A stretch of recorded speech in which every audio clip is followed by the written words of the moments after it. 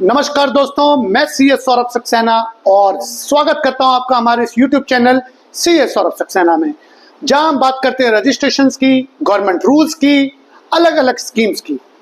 जैसे कि हमारी एक सीरीज चल रही है एटीजी और टॉयले के बारे में, जहां हम एनजीओ ट्रस्ट कैसे रजिस्ट्रेशन होता है, किस तरीके से काम करते हैं, क्या क्या डॉक्यूमेंट्स लगते हैं, कैसे ऑनलाइन रजिस्ट्रेशन कर सकते हैं, ये सारे वीडियोस आपको नीचे डिस्क्रिप्शन में मिल जाएंगे। और आज उसी की कड़ी में मैं आगे बात करूंगा कि आखिरकार टैक्सेबिलिटी जो एनजीओ में डोनेशंस में होती है वो किस प्रकार होती है, कैसे उस पर टैक्स लगता है और डोनेशंस कितने प्रकार की होती है। पर मैं इससे पहले आगे बढ़ूं, अगर आपने हमारा चैनल अभी तक लाइक, शेयर या सब्सक्राइब नहीं किया है ना, तो लाइक करें, शेयर करें और सब्सक्राइब करें, ताकि हम आपके लिए ऐसे वीडियोस ला सकें। तो दोस्तों, आज का वीडियो बात करेगा कि टैक्सेबिलिटी ऑफ एनजीओ कैसे होगी, डोनेशंस आखिरकार कितने प्रकार की होती हैं और वो डोनेशंस किस प्रकार से टैक्सेबल होती हैं, अलग अलग किस्म की डोनेशन कैसी हैं।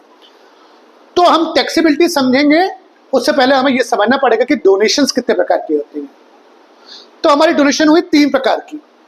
पहला हुआ कॉर्पस डोनेशन, दूसरा आपका हुआ जनरल डोनेशन और तीसरा एनोनिमस।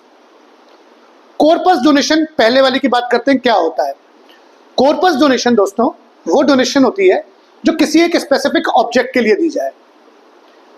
स्पेसिफिक ऑब्जेक्ट मतलब मान के चलिए कि मैं एक एजुकेशन का एक स्कूल चलाता हूं और किसी एक बड़े डोनर ने यह सोचा कि वो बच्चों के लिए 2 कमरे बनवाएगा एक स्कूल के अंदर। नॉट दैट डोनेशन, ये जो डोनेशन है ये दी जा रही है किसी एक स्पेसिफिक ऑब्जेक्ट के लिए। And what is the object, कि हम 2 क्लासरूम बनवाएंगे बच्चों के लिए। ऐसी डोनेशन टैक्सेबल नहीं होती, यद्यपि आप उस पैसे को क्लासरूम बनाने के लिए खर्च कर रहे हो। कैपिटल रिसिप्ट होती है, किसी प्रकार की टैक्सेबिलिटी नहीं होगी। पर अगर आपने उसको उस पर्पस के लिए खर्च नहीं किया तो फिर ये आपकी 31.4% के हिसाब से टैक्सेबल हो जाएगी। डोनेशन नंबर 2 बात करता है जनरल डोनेशन। जनरल डोनेशन क्या हुआ, जनरल डोनेशन एक ऐसी डोनेशन हुई जो कि किसी एक स्पेसिफिक ऑब्जेक्ट के लिए नहीं मिल रही है। अगर किसी एक स्पेसिफिक ऑब्जेक्ट के लिए मिलती तो हम उसको क्या कहते हैं, कॉर्पस। ये मिल रही है कि हमारे रोजमर्रा के खर्चे के लिए, मैं एक बच्चों के लिए जो स्कूल चलाता हूं, किसी ने डोनेशन दे दी, उससे कॉपी भी आ रही है, स्टेशनरी भी आ रही है, मिड डे मील भी दिया जा रहा है बच्चों को। अब ये डोनेशन जो है वो जनरल है। अगर आपने जनरल डोनेशन का पूरा खर्चा कर लिया, जितनी डोनेशन मिली और उतना खर्चा आपने कर दिया, तो टैक्सेबिलिटी नहीं है। चलो पूरा खर्चा नहीं किया, 85% भी कर दिया खर्चा, यानी कि आपको डोनेशन मिली 1 लाख और आपने 60, 85 या उससे ज्यादा का खर्चा कर दिया, तो भी टैक्सेबिलिटी नहीं है। पर अगर आपने उससे कम खर्चा किया तो आपकी जो 85 से कम की डोनेशन है, जो आपने 85% से कम खर्चा किया है, वो टैक्सेबिलिटी हो जाएगी आपकी बिल्कुल 31.4% से। कैसे 31.2% से, कैसे, मान के चलिए आपको डोनेशन मिली, जनरल डोनेशन 1 लाख, आपने खर्चा किया कुल 70,000, तो 15,000 जो आपने कम खर्चा किया है 85% तक कर सकते हैं, वो आपकी टैक्सेबल हो जाएगी। बात करते हैं तीसरी और आखिरी डोनेशन, यानी कि एनोनिमस डोनेशन। एनोनिमस डोनेशन मतलब ऐसी डोनेशन जिसका देने वाले का नाम, डोनर का नाम, ना पता, ना मुझे कुछ भी नहीं मालूम है, आखिरकार कौन दे गया। गवर्नमेंट कहती है बिल्कुल भी कुछ मत देखो, फ्लैट 31.2% से टैक्स कर देंगे।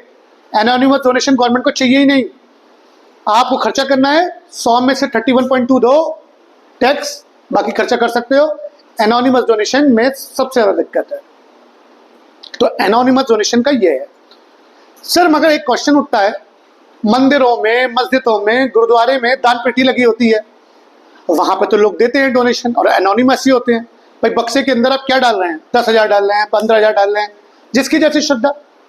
तो केवल और केवल एक एक्सेप्शन है कि रिलीजियस ट्रस्ट में आप एनोनिमस डोनेशन डाल सकते हैं और फिर वो उसकी एग्जेम्पशन क्लेम कर सकते हैं। बाकी किसी और संस्थान के लिए एनोनिमस डोनेशन अलाउड नहीं है, फ्लैट टैक्सेबल है। तो जल्दी से इसका रिव्यू कराऊं।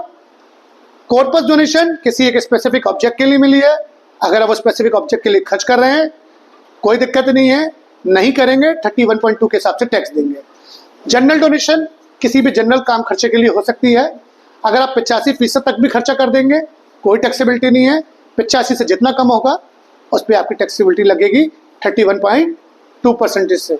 और एनोनिमस डोनेशन पर तो गवर्नमेंट कहती है फ्लैट 31.2 से टैक्सेबल। एनोनिमस मतलब वो जिसका नाम पता आपको नहीं मालूम कि आखिरकार किसने डोनेट करी। द ओनली एक्सेप्शन इज कि आप अगर कोई रिलीजियस ट्रस्ट चला रहे हैं वहां पे आप एनोनिमस डोनेशन दे सकते हैं, उनको उसकी छूट मिल जाए। तो दोस्तों आज मैंने कोशिश करी कि आपको बता पाऊं डोनेशन कैसे होती है, कितने तरीके की होती है और उस पर टैक्सेबिलिटी क्या होती है। और ऐसे ही मैं वीडियोस लाऊंगा एनजीओ ट्रस्ट के लिए।